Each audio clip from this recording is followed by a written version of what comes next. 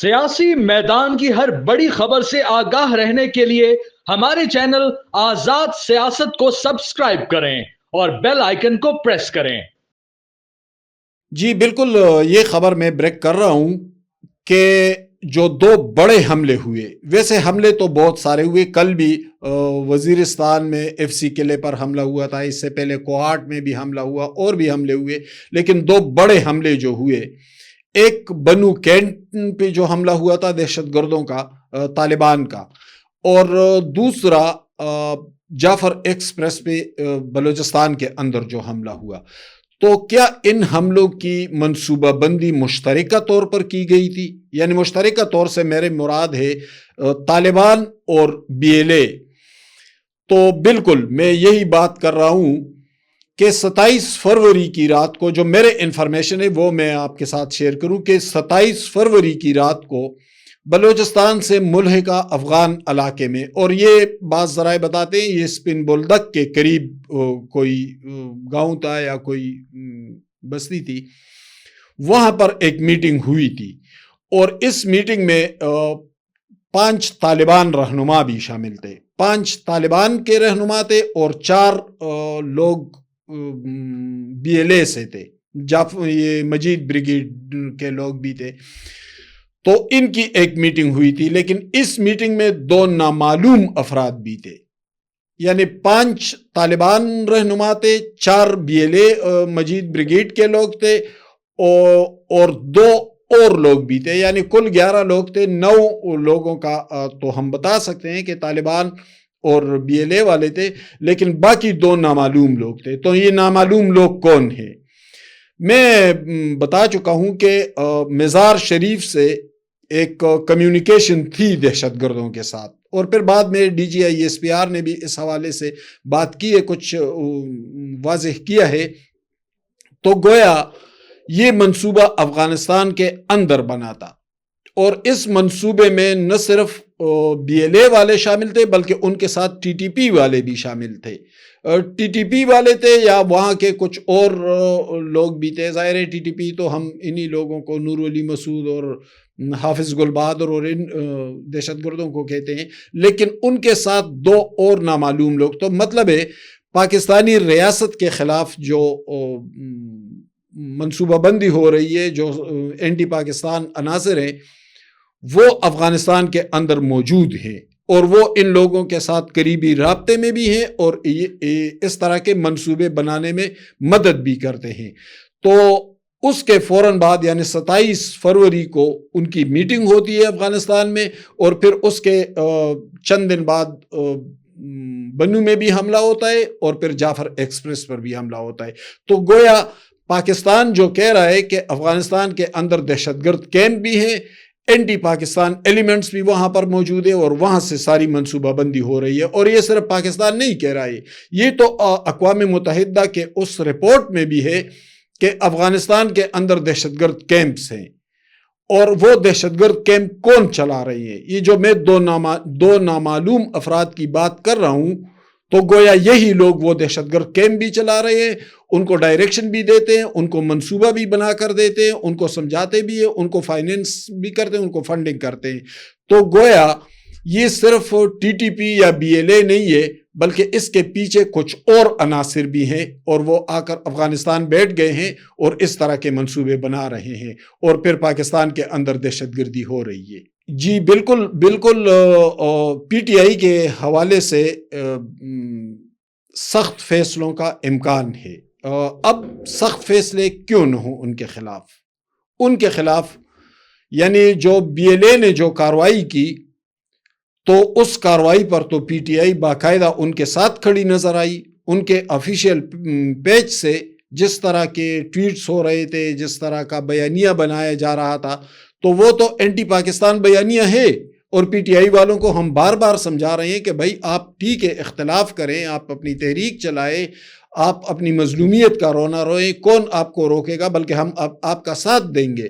لیکن جب آپ سٹیٹ کے خلاف، جب آپ اینٹی سٹیٹ ایلیمنٹس کے ساتھ جا کر کھڑے ہوں گے، اور یہ آج سے آپ نہیں کر رہے ہیں، یہ تو آپ کافی عرصے سے کرتے چلے آ رہے ہیں۔ یعنی آئی ایم ایف کو خطوط کس نے لکھے تھے؟ آپ ہی نے لکھے تھے۔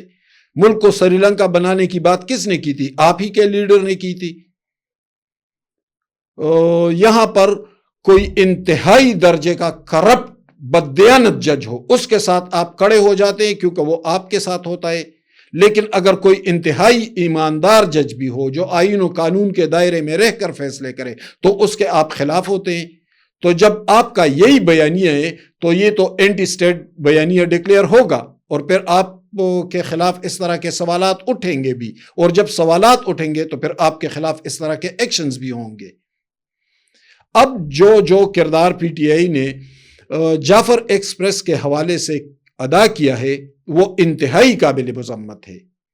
آپ کو اگر اداروں سے اختلاف ہے، آپ کو اگر حکومت سے اختلاف ہے، اگر آپ کو دوسری سیاسی جماعتوں سے اختلاف ہے، وہ آپ کا حق ہے، لیکن آپ کا یہ حق ہرگز نہیں ہے کہ آپ اسٹیٹ کے خلاف، آپ پاکستان کے خلاف بات کریں اور پھر ان لوگوں کے ساتھ جا کر کھڑے ہو جائے اور ان کی پیٹ تھپتھپاتے رہیں جو پاکستان کے خلاف جا رہے ہیں۔ جب آپ کا بیانیہ یہی ہوگا تو پھر آپ کا یہ شکوہ بے جا ہے کہ آپ کے خلاف سختی کی جا رہی ہے۔ جو میرے انفارمیشن ہے تو پی ٹی آئی کے خلاف کچھ سخت اقدامات ہونے جا رہے ہیں، اور ان میں سرفہرست 9 مئی کا کیس ہے۔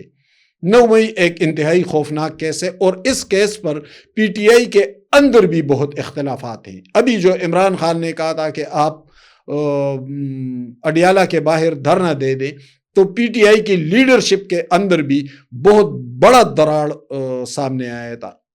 بہت ایک بڑی دراڑ ہم نے دیکھی کہ ایک گروپ نے تو کہا کہ ہمیں ایک مضبوط حمایت حاصل ہے، پارلیمان کے اندر بھی، صوبائی اسمبلیوں کے اندر بھی، ٹھیک ہے آپ کو ووٹ ملے تو اس کا مطلب یہ ہے کہ آپ پاکستان کے خلاف جائیں۔ لیکن دوسرے گروپ نے اس سے بالکل الگ بیانیہ اپنا لیا اور وہ عمران خان کے خلاف گئے، اور انہوں نے کہا کہ ہم سے 9 مئی کروایا تھا نا اسی عمران خان نے، پھر اس کو ابھی تک ہم بھگت رہے ہیں۔ کتنے کارکن جیلوں میں ہیں، کتنے لوگوں پر مقدمات بنے ہیں۔ جب آپ پاکستان کے خلاف جائیں گے تو پھر پارٹی سروائیو کہاں سے کرے گی؟ پھر تو آپ جا کر اسی پیڈسٹل پر کھڑے ہو جاتے ہیں جس کے ساتھ والے پیڈسٹل پر بی ایل اے اور طالبان کھڑے ہیں، ان کے اور آپ کے درمیان پھر فرق کیا ہوگا؟ تو کہنے کا مطلب یہ ہے کہ جو بیانیہ سامنے لایا گیا پی ٹی آئی کی طرف سے، اس پر اینٹی سٹیٹ کا عنصر بہت نمایاں ہے، اور وہ پاکستانیت کے خلاف بہت سے معاملات جا رہے ہیں۔ جب آپ سیاسی جماعت ہیں تو پھر آپ سیاست کریں، پھر آپ اختلاف بھی کریں، پھر آپ اپنا جمہوری حق بھی استعمال کریں، پھر آپ پارلیمان کے اندر بھی بولیں، لیکن آپ نے کون سا کنسٹرکٹیو بیانیہ دیا ہے؟ تو اس پر پی ٹی آئی کے اندر اختلافات بھی ہیں بیانیے پر۔ یہ جو اینٹی سٹیٹ بیانیہ پی ٹی آئی کی طرف سے آ رہا ہے، اس پر بہت سے نہ صرف پارٹی لیڈرز کو بلکہ کارکنوں کی سطح تک بہت سے تحفظات بھی ہیں، بہت ریزرویشنز ہیں، اور وہ کتن اس کے حامی نہیں ہے۔ اگر یہ معاملہ کچھ دیر اور آگے چلا پی ٹی آئی کی طرف سے یا عمران خان کی طرف سے، تو پھر اس بات کے واضح امکانات ہیں کہ پی ٹی آئی تقسیم ہو جائے گی، کیونکہ ہم پی ٹی آئی سے اختلاف کر سکتے ہیں لیکن ہم یہ نہیں کہہ سکتے کہ پی ٹی آئی کے تمام لیڈرز یا تمام کارکن اینٹی سٹیٹ ہیں یا اینٹی پاکستان ہیں۔ وہ تو ظاہر ہے اس میں کچھ لوگ ہوں گے ایسے جو ٹرولنگ کرتے ہیں، جو اداروں پر بھی الزامات لگاتے ہیں، جو حکومت پر بھی الزامات لگاتے ہیں، جو پاکستان کے خلاف بھی جاتے ہیں، لیکن تمام لوگ تو ایسے نہیں ہیں پی ٹی آئی کے اندر۔ تو جب وہ ایسے نہیں ہے اور ان کے تحفظات بھی ہیں، ریزرویشنز ہیں، تو پھر ظاہر ہے کہ وہ دیر تک اس بیانیے کو برداشت نہیں کر پائیں گے۔ عید کے بعد احتجاج کیسے کریں گے؟ اب آپ دیکھیں جو پاپولر لیڈرشپ ہے، یعنی پختون بیلٹ میں آپ دیکھیں مولانا فضل الرحمان، بہت ان کے پاس ایک سٹریٹ پاور بھی ہے، وہ نہیں نکل سکتے بیچارے، وہ ان کو تھریٹ سے، اور اسی پختونخوا حکومت نے ان کے حوالے سے تھریٹ الرٹ جاری کیا تھا۔ ایمن ولی گو کہ انہوں نے کچھ جلسے کیے لیکن پھر بھی وہ حد درجہ محتاط ہیں. تو پھر یہ لوگ کہتے ہیں کہ ہم احتجاج کریں گے, ہم تحریک چلائیں گے, ہم احتجاج. تو پھر گویا ان لوگوں کو ڈر نہیں ہے. ان کو ڈر کیوں نہیں ہے؟ سوال یہ پیدا ہوتا ہے, ان کو کس نے گارنٹی دی ہے کہ آپ کو کچھ نہیں کہا جائے گا؟ وہ تو ماضی میں ہم دیکھیں تو ایمل ولی پر حملے ہوئے, آفتاب شیرپاؤ پہ حملے ہوئے, مولانا فضل الرحمان پہ حملے ہوئے, امیر مقام پہ حملے ہوئے,